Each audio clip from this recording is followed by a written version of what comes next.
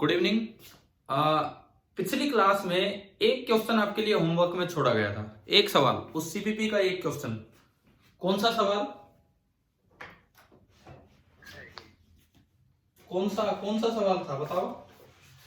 Question number 2। नहीं, question number 2 छोड़ो, हाँ वही था, लेकिन उसमें क्या करना था? Elastic metal road. एक फ्रीली फॉलिंग रोड थी, कुछ ऐसा था। मैं कुछ निकालता हूँ। हाँ देखिए, क्वेश्चन नंबर 2 इसमें लिखा है, हम आज की शुरुआत जो अपनी कर रहे हैं सीपीपी नंबर 50 के क्वेश्चन नंबर 2 से कर रहे हैं। क्वेश्चन नंबर 2 क्या कहता है इसमें, सुने। An elastic metal rod of mass and natural length L and area of cross section A and Young's modulus Y. मेरे सामने है ये जो क्वेश्चन है मेरे सामने है, और आपको प्रिंट वैसे निकलवा के बाद में दे देंगे जब स्कूल खुलेंगे तब, है ना। नहीं तो आप यहाँ से खुद प्रिंट निकाल सकते हो, लिंक में करता हूँ इनके साथ। तो एक इलास्टिक मेटल रोड है और उसका मास एम है, लेंथ एल है, एरिया ऑफ क्रॉस सेक्शन ए है, यंग्स मॉडुलस भी दे दिया वाई। उस दिन हमने 3 मॉडुलस डिफाइन किए थे। तो यंग्स मॉडुलस क्या होता है? Longitudinal stress upon longitudinal strain, ये था, ठीक है।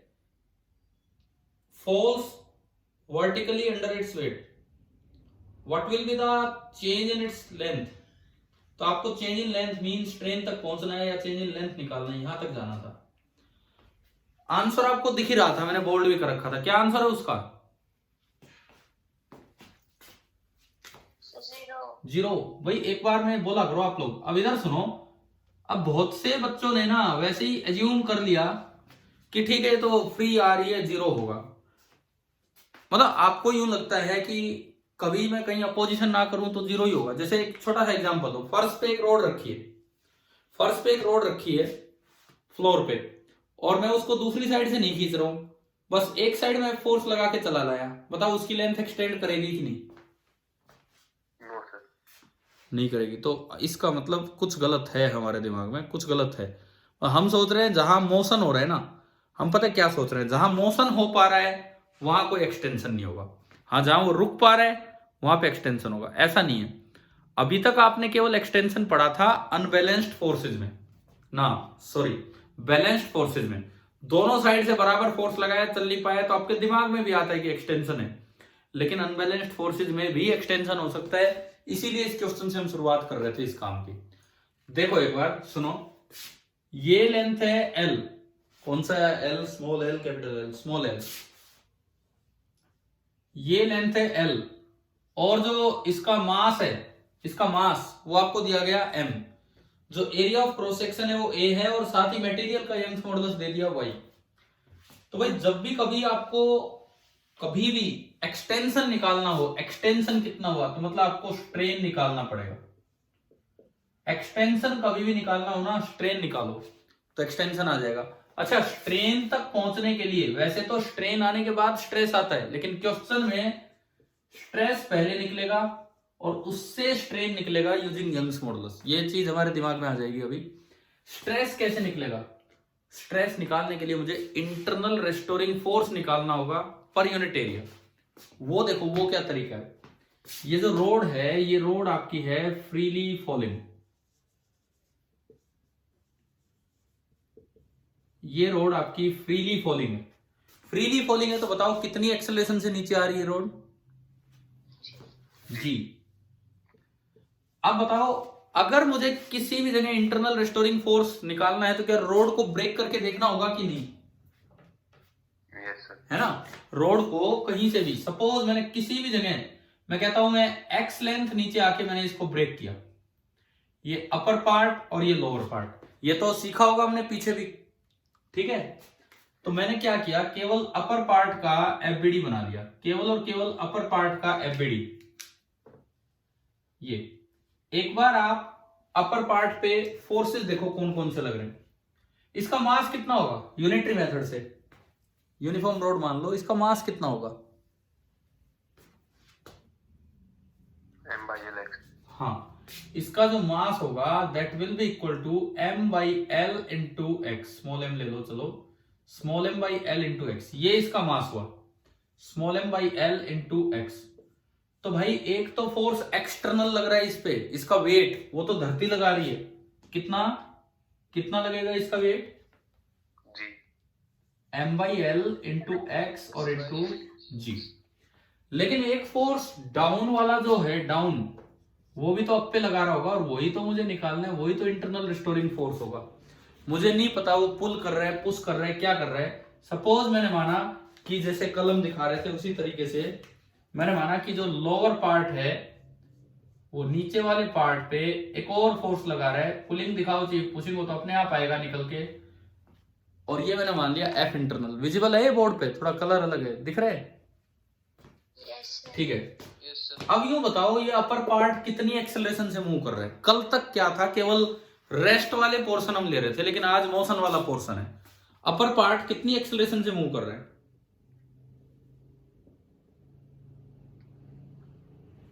पूरा सिस्टम जितनी एक्सेलरेशन से चल रहा है उतने से अपर चल रहा होगा।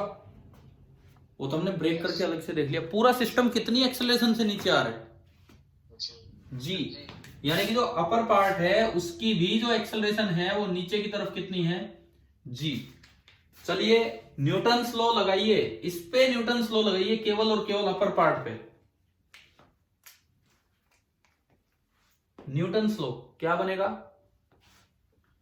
नेट फोर्स कौन कौन, इंटरनल प्लस हाँ आपने न्यूटन लॉ लगाया, F internal plus M by L into X into G, ये तो हुआ net force, is equal to, बोलो आगे बोलो, इसका मास कितना है, m by l m by L into x, और इंटू उसकी एक्सेलरेशन कितनी है, जी। जी यहां से बताओ एफ इंटरनल कितना है, बोलो, जीरो आ गया, एफ इंटरनल जीरो आ गया, तो स्ट्रेस आ गया आपके पास। स्ट्रेस तो होता था एफ इंटरनल अपॉन ए, कितना हो गया स्ट्रेस, जीरो, स्ट्रेस आ गया जीरो। और फिर स्ट्रेस से निकालो स्ट्रेन, हमें पता है यंग्स मॉडुलस का फॉर्मूला होता है स्ट्रेस अपॉन स्ट्रेन। तो अगर मैं स्ट्रेन देखूं तो स्ट्रेन हो गया स्ट्रेस अपॉन वाई, अब वाई तो नॉन जीरो है और स्ट्रेस जीरो आ गया, इसका मतलब स्ट्रेन भी कितना हो गया, जीरो, और स्ट्रेन जीरो का मतलब है delta L by L zero, L तो जीरो है नहीं, तो इट मींस जो इलोंगेशन होगा वो भी कितना होगा, जीरो।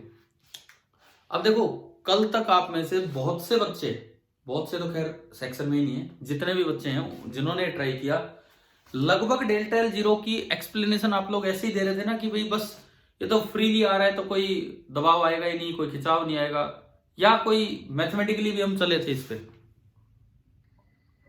हाँ। तो ये प्रॉपर मेथड ये है, बिकॉज मैंने कहा भी फर्श पे आप एक साइड फोर्स लगाओगे, आप चला दोगे उसको, आप तो उसमें भी सोचोगे कि एक्सटेंशन नहीं है, लेकिन इस तरीके से जाओगे तो समझ आएगा कि सच में एक्सटेंशन है।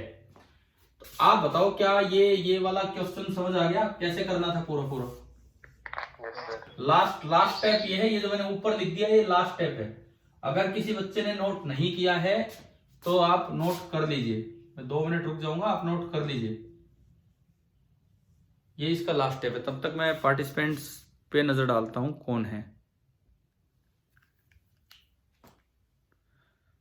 वाह जी वाह, और भी कम, अनीस, अंशुल, भावना, हर्ष, खुशी, पूजा, प्रतीक, विवेक, हर्षित।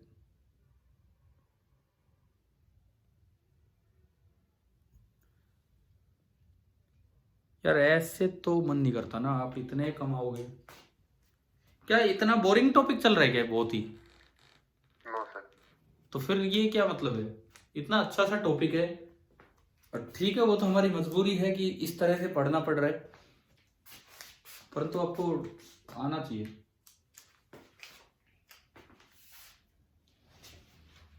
जो भी बच्चे बाद में अगर वीडियो लेक्चर देखें तो मैं उनके लिए भी बोल रहा हूँ भाई आया करो क्लास में।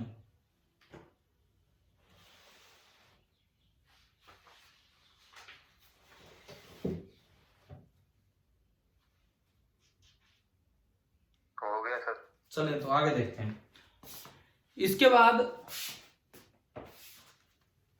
अब देखो, आपको अच्छे से पहचानना होगा। मैंने पहले तो बैलेंस्ड फोर्सेस का करवाया, अब मैं जा रहा हूं अनबैलेंस्ड फोर्स पे। तो मैं उसको थोड़ा सा जनरलाइज कर रहा हूं कि क्योंकि स्ट्रेस अगर निकालना आ गया तो आप स्ट्रेन तक पहुंच जाओगे, लेकिन वो स्ट्रेस कैसे निकाला जाएगा उस चीज पे मैं आ रहा हूं। तो हेडिंग आप ये डाल सकते हैं कि stress developed in a body under the action of stress developed in a body under the action of unbalanced external forces। पहली चीज ये सीखें, तो उसके बाद फिर एक्सटेंशन निकालना तो बाद की बात है। अभी मैंने एग्जांपल लिया, जब रोड को छोड़ा तो उस पर बैलेंस्ड फोर्स लग रहे थे कि अनबैलेंस्ड, ऊपर से छोड़ने पे अनबैलेंस्ड। हाँ अनबैलेंस्ड mg था। तो ऐसे ही मान लो, जैसे ये कोई भी एक रोड है, मैं हॉरिजॉन्टली इसको रख रहा हूं, मैं कहूं इधर ज्यादा फोर्स लगा रखा है F1 और इधर कम फोर्स लगा रखा है F2, तो बताओ ये चलेगी या नहीं चलेगी? चलेगी। चलेगी, बिल्कुल चलेगी। इसका मास मान लो m है, लेंथ L है, एरिया A है, वो वही चीजें हैं। सपोज टोटल लेंथ में कहूं L है, यूनिफॉर्म रोड है, मास m है, और जो एरिया ऑफ क्रॉस सेक्शन है वो a है। यंग्स मॉडुलस की जरूरत पड़े भाई है, लेकिन मैं अभी एक बार केवल और केवल स्ट्रेस तक पहुंचा रहा हूं आपको, स्ट्रेस के बाद आगे पहुंच जाएंगे हम। अब इसमें अगर आपको निकालना हो इंटरनल रेस्टोरिंग फोर्स, तो अगेन तरीका वही है, आप यहां से किसी भी, पहले तो इसको ब्रेक करो। अब यहां लेफ्ट और राइट बनेगा, मैं किसी x लेंथ पे गया, किसी भी x लेंथ पे, ये तो आपका बना लेफ्ट पार्ट और ये आपका बना राइट पार्ट। ब्रेक करने से पहले आप पूरी बॉडी की एक्सेलरेशन लिख लो। पहले ब्रेक करने से पहले पूरी बॉडी की एक्सेलरेशन क्या बनेगी? इसकी एक्सेलरेशन किधर जाएगा? ये सिस्टम बताओ किधर जाएगा? F1 minus F2 हाँ बोलो, सही बोल रहे हो। एक्सेलरेशन कितनी? F1 minus F2 is equal to M। F1 minus F2 is equal to ma। तो a कितना हुआ? F1 minus F2 upon m। ये आपकी एक्सेलरेशन बनी F1 minus F2 upon m। अब अगर मैं किसी पार्ट को ब्रेक भी करूं, क्योंकि मुझे ये तो देखना ही है कि इंटरनली फोर्स कितना है, तो उसके लिए ब्रेक करना होगा। तो ये आपका लेफ्ट वाला पार्ट है, इसका मास कितना यूनिटरी मेथड से? m/l इंटू x, ये इसका मास हो गया। इस वाले पार्ट पे एक ही एक्सटर्नल फोर्स है पीछे की तरफ, ओनली F2, बस पीछे की तरफ F2 लग रहा है, और ये जा रहा है आगे एक्सेलरेशन से, वो उतनी है F1 minus F2 upon m। तो बताओ और कौन सा फोर्स रह गया इस पे? इंटरनल। एक और फोर्स बचा जिसको हम बोलते हैं F इंटरनल। ये आपका हुआ F इंटरनल। लगवाओ जी न्यूटन लॉ, इस पे लगाओ। क्या इक्वेशन लिखूं मैं? F internal minus F2 is equal to ये मास इंटू ये एक्सेलरेशन। तो ये इक्वेशन बनी F internal minus F2 is equal to ये वाला मास, मतलब m/l इंटू x, और इंटू ये acceleration F1 minus F2 upon m। m से m कैंसिल हो गया, और यहां से मेरे पास F इंटरनल आ गया। F इंटरनल आया, उधर तो बचा हुआ है F1 minus F2 into x/l, और प्लस आया F2। तो बताओ इंटरनल रेस्टोरिंग फोर्स किसी क्रॉस सेक्शन पे निकालना आ गया? Yes sir. ठीक है। और अब अगर मैं इस जगह स्ट्रेस बताऊं, स्ट्रेस सिग्मा कितना, क्या फॉर्मूला होगा? F internal upon area A। तो ये बनेगा F1 minus F2 by A into x/l plus F2 by A। तो हमने एक स्टेप सीखा कि अनबैलेंस्ड फोर्सेस वाला कोई सिस्टम आए, अनबैलेंस्ड फोर्सेज वाला कोई सिस्टम आए तो उसमें ना कैसे आप सिग्मा निकालते हैं। अब इसमें मैं अभी आपको आज या कल में आपको सिखाऊंगा।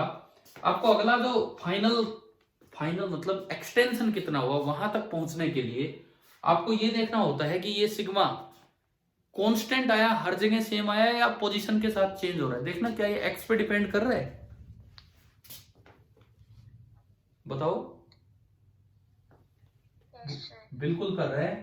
तो इस चीज पे हमारा ध्यान जाएगा, आगे जरूरत पड़ेगी टोटल एक्सटेंशन निकालने के लिए इसकी जरूरत पड़ेगी। अभी तो हम बस एक बार आपको स्ट्रेस तक पहुंचा रहे थे। क्यों पहुंचा रहे थे स्ट्रेस तक? क्वेश्चन में एक्सटेंशन आएगा, इलोंगेशन आएगा, इलोंगेशन होता है स्ट्रेन से निकलेगा, लेकिन स्ट्रेन निकालने के लिए आपको हर सवाल में पहले क्या निकालना होगा? स्ट्रेस। स्ट्रेस। तो मैं आपको वो स्ट्रेस निकालना सिखा रहा हूं कि भाई किस तरह से स्ट्रेस निकाला जाता है। चलो ये बताओ, ये वाला आ गया समझ? Yes sir. ठीक है। इसके बाद अब हम जैसे सपोज कीजिए, मिटा रहा हूं मैं इसे,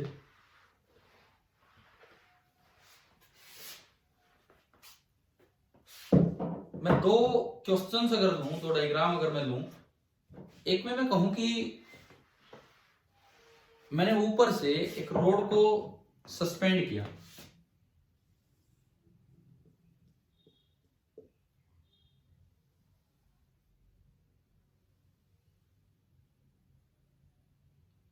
एक बच्चा ना एक काम कर दे, पार्टिसिपेंट आप भी देख सकते हो खोल के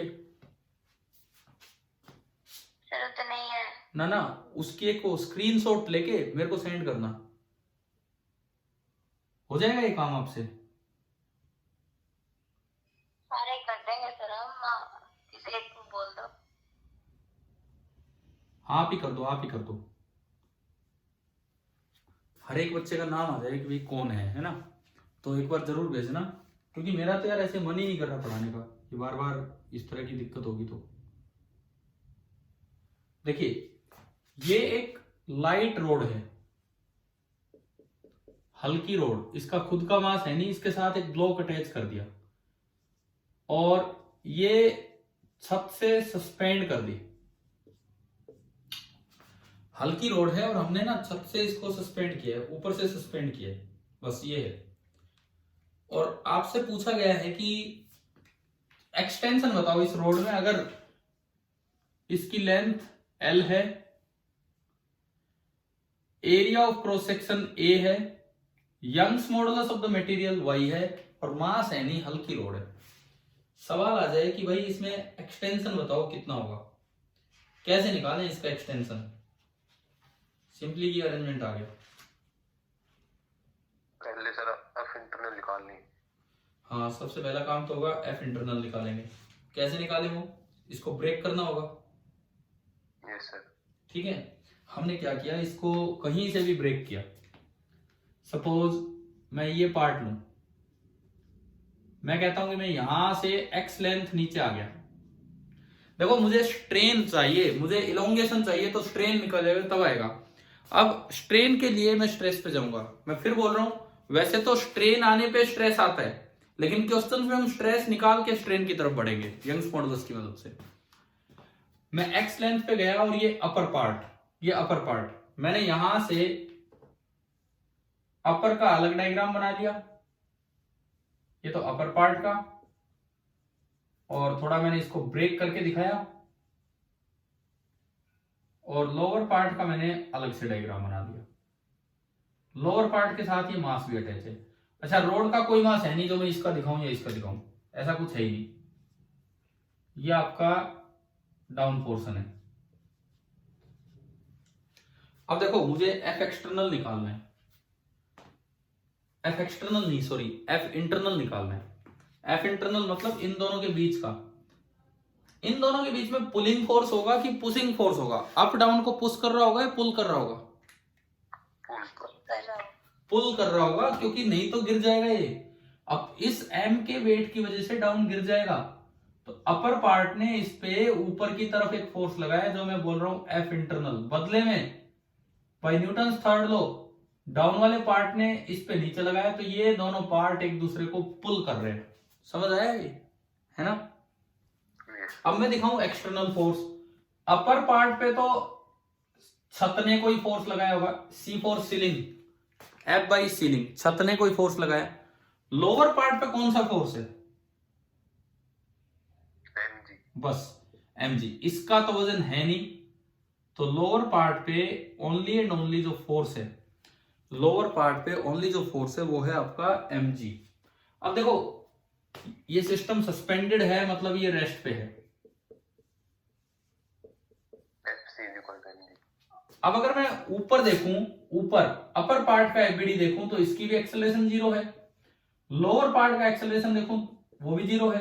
बताओ कौन सा आंसर देगा मुझे एफ इंटरनल का? ऊपर वाला एफबीडी देगा या नीचे वाला? नीचे वाला। ऊपर वाले में दिक्कत यह आएगी, एफ सीलिंग एक नई टर्म है, तो मुझे तो अननोन है मेरे लिए, तो एफ सीलिंग में जानता ही नहीं, मुझे पता ही नहीं एफ सीलिंग कितना है, तो मैं लिख ही नहीं पाऊंगा, ठीक है। लेकिन अगर आप लोअर पार्ट को देखते हो, अब मुझे फिर से बताओ ये कौन सा केस आ गया? एक्सटर्नल फोर्सेस बैलेंस्ड है कि अनबैलेंस्ड है? अनबैलेंस्ड। अनबैलेंस्ड बोला है किसी ने, एक्सटर्नल फोर्सेस बैलेंस्ड है, बैलेंस्ड, क्योंकि पूरा सिस्टम चल नहीं रहा है। सीलिंग वाले ने फोर्स ने एमजी को बैलेंस कर रखा होगा, तभी तो रेस्ट पे रहेगा पूरा, है ना भाई? आ गया ना समझ? Yes sir. ठीक है, इसका मतलब एक्सेलरेशन 0 का मतलब है कि यहां पे एफ इंटरनल बराबर है किसके? एमजी के। एफ इंटरनल बराबर है एमजी के, ये चीज है क्लियर, ठीक है। इसके बाद देखो, इसके बाद देखो एफ इंटरनल आ गया, फिर मैं कहूं आपको क्या ये पोजीशन डिपेंडेंट है कि इंडिपेंडेंट? इस चीज पे ध्यान जाए अब मेरा। इंडिपेंडेंट। इंडिपेंडेंट, हर जगह ये एक्स से इंडिपेंडेंट है। मेन बात ये है कि ये एक्स से इंडिपेंडेंट है, तो हर जगह सिग्मा सेम आएगा। सिग्मा कितना हो गया? एफ इंटरनल अपॉन एरिया, यानी कि जो आपका सिग्मा होगा, सिग्मा सिंपली क्या हो जाएगा? वो mg बाई ए, सिग्मा आपका हो जाना है mg by A, F internal upon area. बताओ भाई समझ आ गया कि नहीं? Yes sir. ठीक है, अगर ये x से इंडिपेंडेंट आ गया तो अब वही काम है जो आपने आज थोड़ी देर पहले वो फ्रीली फॉलिंग रोड वाले में किया था। अब तो सीधा सा काम है, यंग्स मॉडुलस क्या होता है? स्ट्रेस अपॉन स्ट्रेन, यहां से निकाल लो स्ट्रेन, सिग्मा बाई वाई, ये तब है डायरेक्ट जब वो x से इंडिपेंडेंट आए। x से इंडिपेंडेंट आए तब तो डायरेक्ट हो जाएगा, x पे डिपेंडेंट होगा तो मैं बताऊंगा किस। तो एप्सिलॉन आ गया सिग्मा, सिग्मा कितना आया? mg अपॉन ए, और देख नीचे y है, ठीक है। और इसको एप्सिलॉन को मैं लिख सकता हूं चेंज इन लेंथ, मान लो मैं उसे dl बोल दूं, मेटल की रोड होती है, इतना ही एक्सटेंशन होता है। चाहो तो यार आपका मन करे आप डेल्टा एल भी लिख सकते हो, कोई दिक्कत नहीं है, divided by original natural length जो कि कितनी थी? एल। तो आप बताओ डेल्टा एल कितना गया? Delta L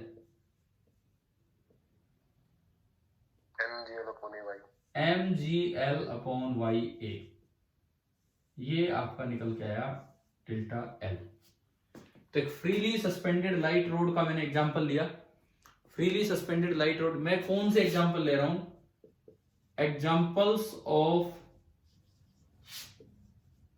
balanced external forces. मैंने बीच में आपको अनबैलेंस्ड सिखाया, अब मैं पहले शुरुआत कर रहा हूं बैलेंस्ड एक्सटर्नल फोर्सेस के एग्जांपल लेके कि भाई कैसे उनमें एक्सटेंशन निकाला जाता है। तो ये हमने देखा और इस तरह से इसमें एक्सटेंशन निकल गया।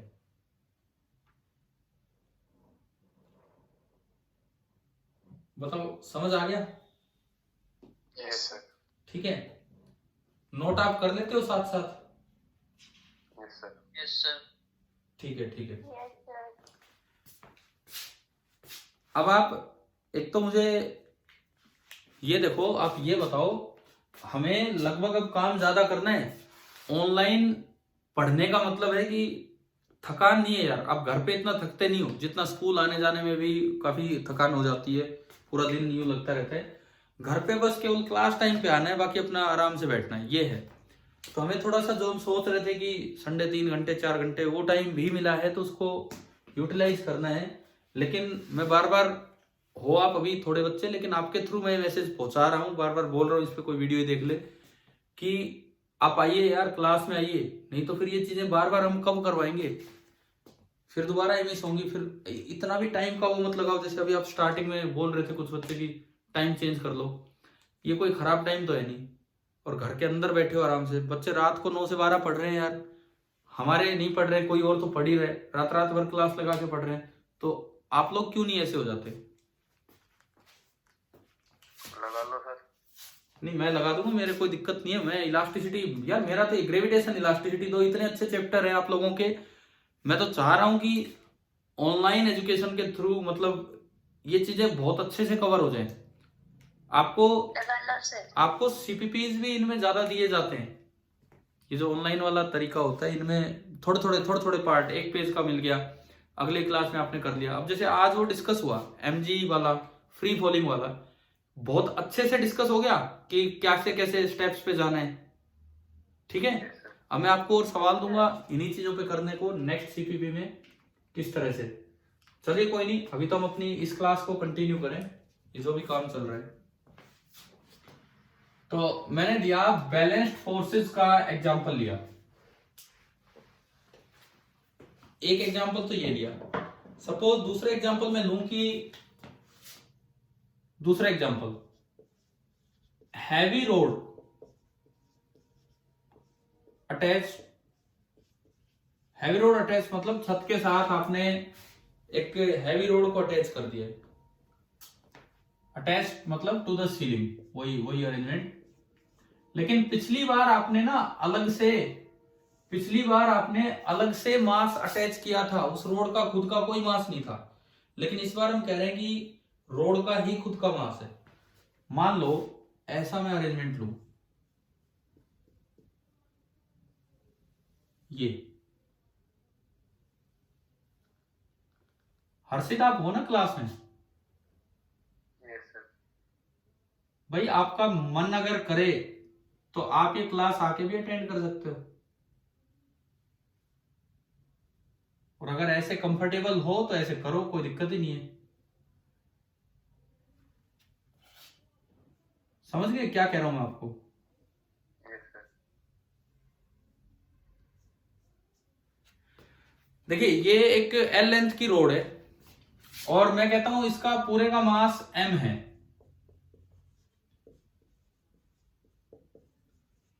और वो यूनिफॉर्मली बटा हुआ है, पूरे का मास m है और वो यूनिफॉर्मली बटा हुआ है। ठीक है, कोई लोड अटैच किया नहीं, जस्ट अभी इसको अटैच किया है, मतलब यहां पे इस तरह से इसको लटकाया है। Due to its own weight ये थोड़ी सी खिंच जाएगी, क्योंकि ऊपर वाले हिस्सों पे नीचे वाले हिस्सों का वजन पड़ेगा, ये थोड़ी सी एक्सटेंड हो जाएगी। तो अगर आपको इसमें निकालना हो एक्सटेंशन कितना होगा तो कैसे निकालें बताओ? पिछला एग्जांपल था, आंसर आया mgl/ya। अब मैंने थोड़ा सा चेंज कर दिया, वो m मास इसी का है, तो अब बताओ कैसे करें?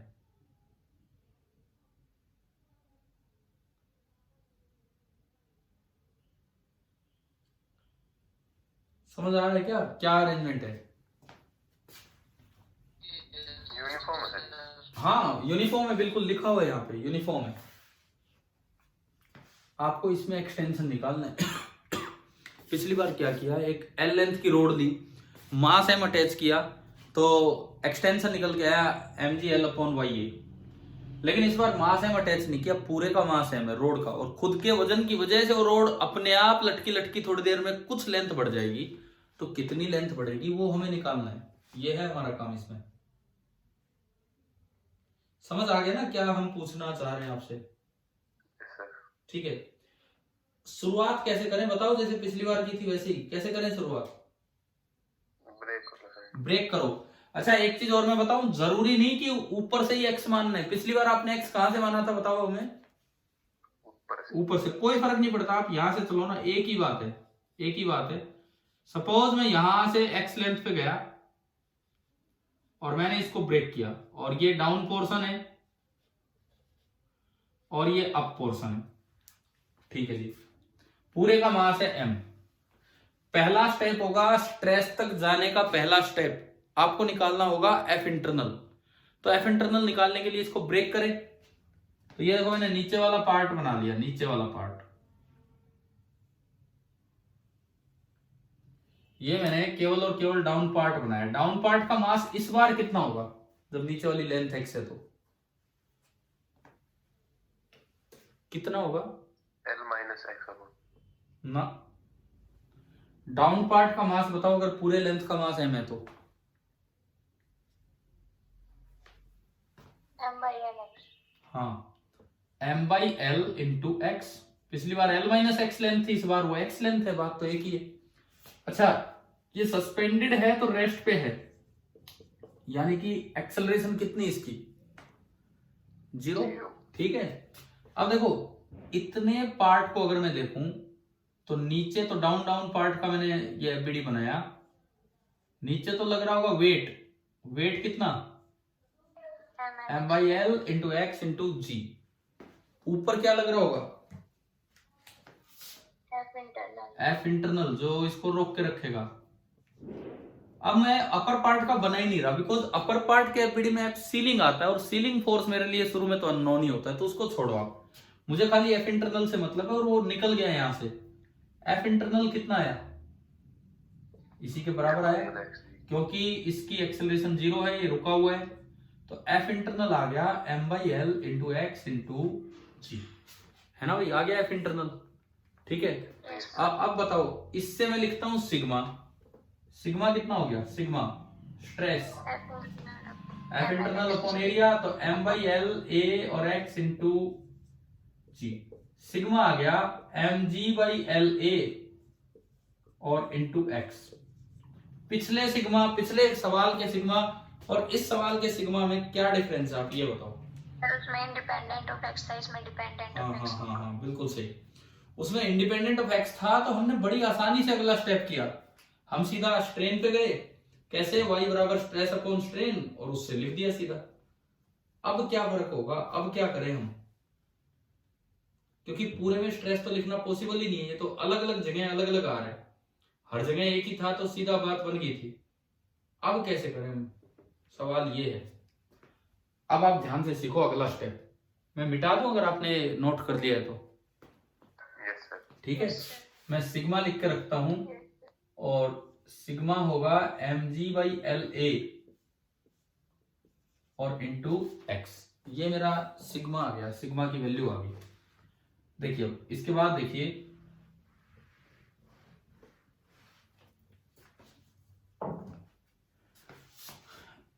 जब किसी एक्स लेंथ पे इतना सिग्मा आया तो आपको एक एलिमेंट मानना पड़ेगा, क्योंकि पूरे में तो सिग्मा है नहीं, तो आप थोड़ा सा और आगे जाओ, थोड़ा सा और आगे जाओ। सपोज मैं थोड़ा और आगे गया और मैंने बोला कि मैं कितना आगे गया? dx। ठीक है, यहां इतना स्ट्रेस है तो लगभग इस पूरे dx में इतना स्ट्रेस मान सकता हूं, dx तो छोटी सी लेंथ है। Yes sir. है ना? अब देखो, बिफोर एक्सटेंशन, जब ये वजन बढ़ने से पहले इसकी लेंथ थी dx, बिफोर एक्सटेंशन इसकी लेंथ थी dx, और जब ये इक्विलिब्रियम स्टेट पे आ चुका होगा तो पूरी लेंथ कुछ बड़ी होगी, तो इसका मतलब ये dx लेंथ भी थोड़ी सी बड़ी होगी। भाई जब पूरी लेंथ L से बढ़ के, अगर पूरी लेंथ L से बढ़ के L प्लस डेल्टा L होनी है,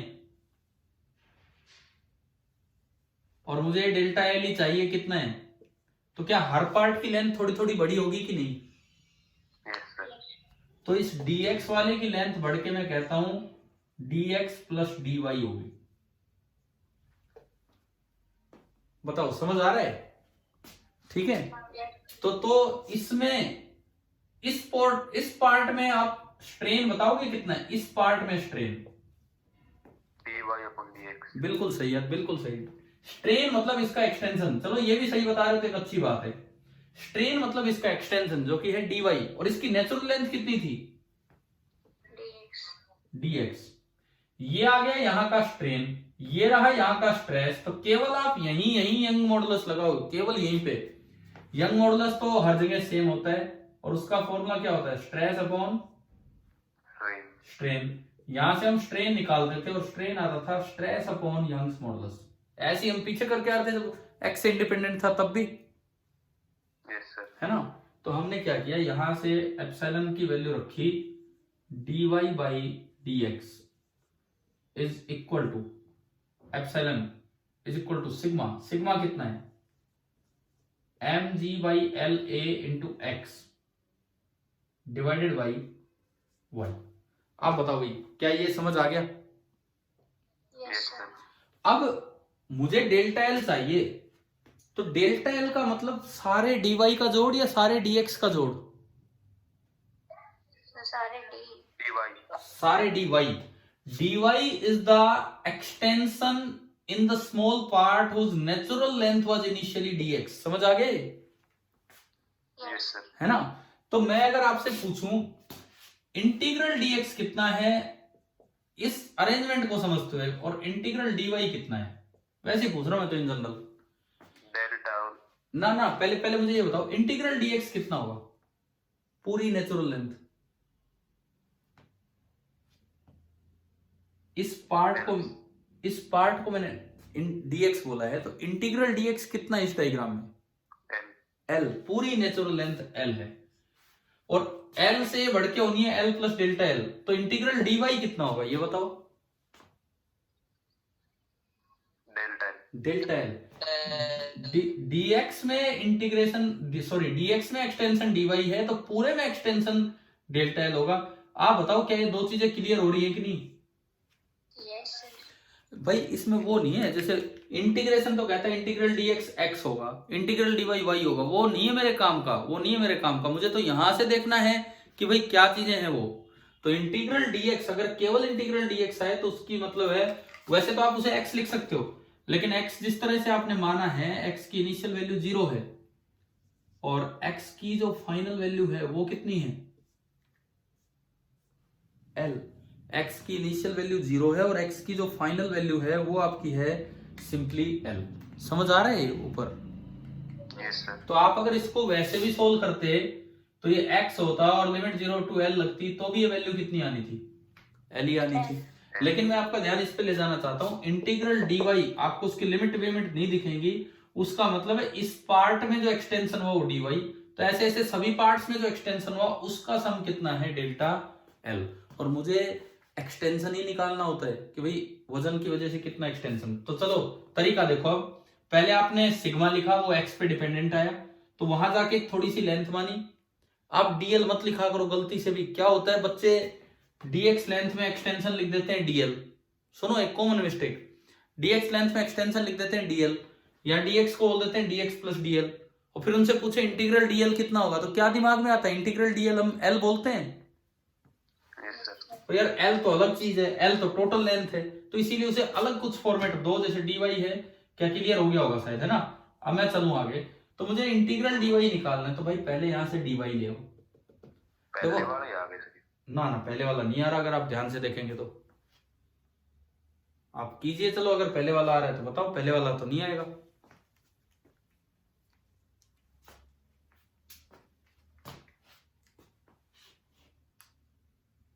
बताओ क्या आ रहा है? पहले यहां से dy लिख लो, dy, यहां से आपने dy लिखा, dy आ रहा है mg/l/a और इसके अलावा x इंटू डी एक्स, एक x पहले से है और एक dx अभी आया है। अब करो इसका इंटीग्रेशन दोनों साइड।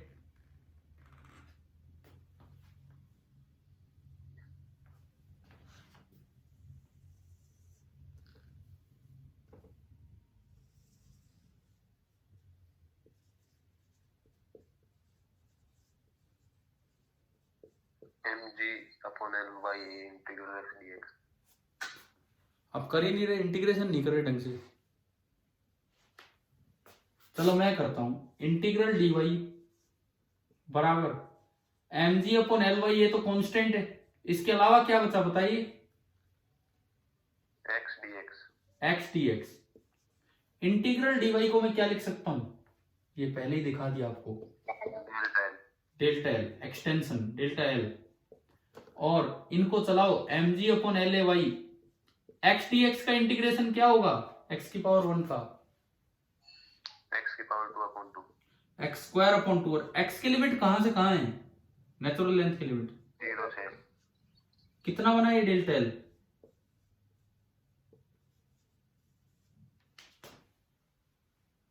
mgLya और ये बचा L²/2। एक L से एक L गया। Yes, sir. क्या पिछले एग्जाम्पल और इस एग्जाम्पल में सेम आंसर आ रहा है? हाफ आ रहा है। No. हाफ आ गया उसका। mgL/2ya पिछली बार आया था mgL/ya और इस बार आ गया mgL/2ya। क्या ये समझ आ गया कि नहीं? यस। आ गया सर। ठीक है। और इस चीज को बच्चे किस तरह से क्या रिजल्ट बना के याद रखते हैं, क्या रिजल्ट बनाते हैं, सुनो। जब भी कभी एक यूनिफॉर्म रोड आए और उसका मास एम और वो वर्टिकली सस्पेंड कर रखी हो, ये निकालने के लिए कि कितना एक्सटेंशन होगा आप उसे रिप्लेस कर सकते हो। अगर रोड का मास एम है तो उसे एक लाइट रोड से रिप्लेस कर दो और m/2 मास ब्लॉक अटैच कर दो, m/2 मास का ब्लॉक अटैच कर दो। फिर से सुनो क्या ये रिजल्ट याद रखते हैं बच्चे, बिकॉज इसमें इंटीग्रेशन करना पड़ता, उसमें इंटीग्रेशन नहीं करना पड़ता। हमने अभी पिछला एग्जांपल लिया, क्या डायरेक्ट आंसर नहीं आ गया था mgL/ya? Yes, sir. क्योंकि उसमें वो इंडिपेंडेंट था पोजीशन से स्ट्रेस। तो एक रिजल्ट बच्चे ये याद कर लेते हैं कि अगर एक L लेंथ की रोड है, अगर एक L लेंथ की रोड है और उसके नीचे एक मास m अटैच किया हो तो एक्सटेंशन होता है mgL/ya। लेकिन अगर एक यूनिफॉर्म रोड है जिसकी मास m है तो आप उसे रिप्लेस कर दो लाइट रोड से, हल्की रोड से, और उसके नीचे ब्लॉक अटैच कर दो कितने मास का? m/2 का। तो भी उसमें एक्सटेंशन यही आएगा, वो m/2 इंटू GL/ya। समझ आ गया कैसे रिप्लेस करते हैं इसको? Yes, sir. ठीक है। अभी बताओ कुछ एक्सटेंशंस निकालना कुछ समझ आया यहां तक? Yes sir. ठीक है। देखो बैलेंस्ड अनबैलेंस्ड दो अलग अलग चीजें चलेंगी, चलेगा ये काम चलेगा। कुछ बच्चों को और जोड़ना होगा इसमें। किसी ने वो ले ली फोटो उसकी, कौन कौन बच्चे थे? भेज दी सर आपके पास। ठीक है ठीक है ठीक है। और दूसरी बात हम कंटिन्यू करेंगे और थोड़ा सा देर, यार देखो यही एक सप्ताह मिला है इस तरह पढ़ने का। मैं कहता हूँ ग्रेविटेशन और इलास्टिसिटी दोनों को अच्छे से करो। पहले हम इलास्टिसिटी पूरा कर रहे हैं ढंग से, एक नई चीज शुरुआत की है और पूरा ध्यान लगाएं उस पर। ठीक है। एक आखिरी बात मैं इसी क्लास की बता रहा हूँ, इसको मैं लंबा कंटिन्यू नहीं कर रहा हूँ, दोबारा लगा देंगे आपकी क्लास बता के कब होगी कब नहीं। ठीक है। लेकिन आज हो या कल हो वो बता दिया जाएगा आपको। एक आखिरी पॉइंट मैं आज का बता रहा हूँ। हमने कल 3 मॉडुलस पढ़े थे। पहला मॉडुलस यंग्स मॉडुलस, क्या फॉर्मूला था? Longitudinal stress upon longitudinal strain. दूसरा मॉडुलस ऑफ रिजिडिटी, उसका क्या फॉर्मूला था? Shearing stress upon shearing strain. तीसरा बल्क मॉडुलस, उसका क्या फॉर्मूला था? Volume stress upon volume. हाँ, volumetric stress upon volumetric strain. अब मैं एक टर्म आपको बताता हूं, कई बार क्वेश्चन में एक टर्म आ जाती है कंप्रेसिबिलिटी। एक एडिशनल एक टर्म आपको बता रहा हूं, क्वेश्चन में एक टर्म आ जाती है जिसको हम नाम देते हैं कंप्रेसिबिलिटी। सिंबल अक्सर के दे देते हैं, सिंबल कोई हार्ड एंड फास्ट होते नहीं है। Compressibility is the reciprocal of, कई बुक्स में तो बल्क मॉडुलस कोई के सिंबल दे देते हैं, हम बी दे रहे थे। तो एक टर्म आप याद रखना, चाहे तो बल्क मॉडुलस के साथ ये टर्म ऐड कर सकते हो, जहां आपने कल बल्क मॉडुलस लिखा होगा उसके साथ आप ये टर्म ऐड कर सकते हो, compressibility, that is the reciprocal of bulk modulus. ठीक है। Yes sir. अब देखो हुक्स लॉ हमने पढ़ा था, हुक्स लॉ। सवाल आ जाए कि क्या हुक्स लॉ सभी मटेरियल फॉलो करते हैं या नहीं? हाँ सर। हाँ, आपकी बुक में भी अगर आप पढ़ोगे तो लिखा होगा for most of the material. ज्यादातर मटेरियल फॉलो करते हैं लेकिन सभी फॉलो नहीं करते हैं। ज्यादातर मटेरियल्स में क्या होता है कि फॉर स्मॉल डिफॉर्मेशन, देखो स्ट्रेन आने के बाद स्ट्रेस आता है, स्ट्रेन आने के बाद स्ट्रेस आता है। तो स्ट्रेन इधर दिखाओ, इधर अक्सर हम इंडिपेंडेंट वेरिएबल दिखाते हैं और ऊपर दिखाते हैं डिपेंडेंट वेरिएबल।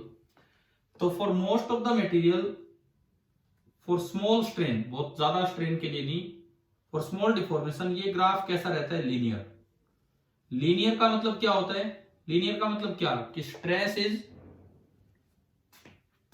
लीनियर का मतलब कि stress is directly proportional to strain. लेकिन कुछ ऐसे भी मटेरियल्स हैं, ये ठीक है, ये लीनियर रिलेशन है for most of the materials, बहुत से मटेरियल्स के लिए ये लीनियर रिलेशन है। लेकिन बहुत से मटेरियल ऐसे भी होंगे जो इवन स्मॉल डिफॉर्मेशन में भी लीनियर रिलेशन नहीं होता है। और जो मटेरियल इसको फॉलो नहीं कर रहे हैं, मैं उसका एक एग्जांपल देता हूं। रबर, आपका सिंपल रबर होता है, इसमें कहीं भी कोई लीनियर रिलेशनशिप नहीं होती है, तो ये हुक्स लॉ को फॉलो नहीं कर रहा होता है। तो सारे मटेरियल हुक्स लॉ को फॉलो नहीं करते हैं, कुछ मटेरियल करते हैं, कुछ नहीं करते हैं। चलो, इस क्लास का जो मेन टारगेट रहा हमारा वो ये रहा कि हमने एक्सटेंशन तक पहुंचना सीखा। तो मैं एक बार लास्ट में आपसे पूछता हूं, आप बताएं, एक्सटेंशन तक जाना है तो स्ट्रेस निकाल के स्ट्रेन पे जाएं कि स्ट्रेन निकाल के स्ट्रेस पे? स्ट्रेस निकाल के स्ट्रेन हाँ, पे। क्या स्ट्रेस इकट्ठा निकल जाता है बिना ब्रेक किए हुए? No sir. नहीं, उसके अंदर तो आपको घुसना पड़ेगा, उसके अंदर तो जाना पड़ेगा, तब जाके स्ट्रेस आएगा। तरीका यह है चाहे बैलेंस्ड हो चाहे अनबैलेंस्ड हो, पहले पूरे सिस्टम की एक्सेलरेशन देखो, बाहर से एक्सटर्नल फोर्सेस को देख के, फिर उसको ब्रेक करो। जो पूरे सिस्टम की एक्सेलरेशन आई वही उस पार्ट की आएगी जो एक पार्ट आपने लिया। फिर उस पर एक एक्स्ट्रा फोर्स इंटरनल लगा के, बाकी एक्सटर्नल जो उस पर लग रहे हो दिखा के, वहां से आप न्यूटन लॉ से निकालो एफ इंटरनल। एफ इंटरनल आने के बाद एरिया से डिवाइड करके सिग्मा। सिग्मा आने के बाद ये देखना होता है कि सिग्मा एक्स पे डिपेंड कर रहा है या इंडिपेंडेंट है। अगर इंडिपेंडेंट है तो कोई टेंशन ही नहीं है, फिर तो डायरेक्ट आप लिखो स्ट्रेन। स्ट्रेन आ जाएगा यंग मॉडुलस का यूज करके, और उसको डेल्टा एल बाई एल करके डेल्टा एल आ गया। हाँ, लेकिन अगर वो एक्स पे डिपेंड कर रहे हैं तो आपको वही एक्स पे जाके थोड़ी सी लेंथ डीएक्स माननी होगी। उसमें एक्सटेंशन क्या बोलेंगे आप?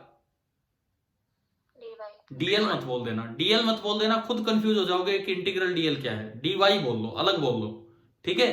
और फिर इंटीग्रल डीवाई तो होगा टोटल डेल्टा एल, और इंटीग्रल डीएक्स अगर कहीं आए तो एल होगा, लेकिन हमारे इस सवाल में तो इंटीग्रल एक्स डीएक्स आया था जो कि बन गया था एल स्क्वायर बाई 2। तो चलिए भाई, यहां तक की बातें समझ में आई हैं, ठीक है? ठीक है, अब मैं अगली क्लास सीधी एक सीपीपी के साथ स्टार्ट करूंगा। आपको पहले सीपीपी दे दूंगा, लेकिन अब थोड़ा सा यार सपोर्ट करो इस चीज को। तो बहुत अच्छे से इस वीक का, ये जो लॉकडाउन वाला वीक है, बहुत अच्छे से हम इसका फायदा उठा पाएंगे। अगर आप लोग इतनी मेहनत करेंगे तो काफी आगे आप निकल जाएंगे, ठीक है ना? ठीक है, थैंक यू। और पढ़ा दो सर अभी? नहीं, अभी नहीं, अभी बच्चे नहीं है, मैं और पढ़ा लेता, फिर वही बात है। मैं इसीलिए वो स्क्रीनशॉट आपसे मांग रहा हूं कि आप पहले एक बार मैं बात करके फिर पढ़ाऊंगा, ऐसे नहीं, ठीक है? और अभी तो क्या कह रहे हो, 7 बजे तो मेरी उनकी क्लास है एनटीएससी वालों की, एक ऑनलाइन बच्चों की। उसके बाद मैं देखता हूं आज या कल आपको ढंग से कल करेंगे, लेकिन अच्छे से पहले बात करने के बाद, ठीक है? फिर क्लास लंबी करा करेंगे, ठीक है? Thank you.